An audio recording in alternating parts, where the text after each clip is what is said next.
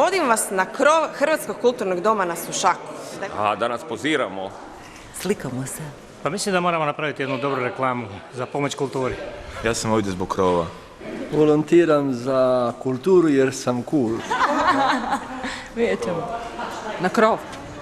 Dakle, nalazimo se na krovu Hrvatskog kulturnog doma na Sušaku, Štrosmerova 1, a ovi ljudi iza mene su vrijedni volonteri Rijeke 2020, odnosno Europske prijestolnice kulture.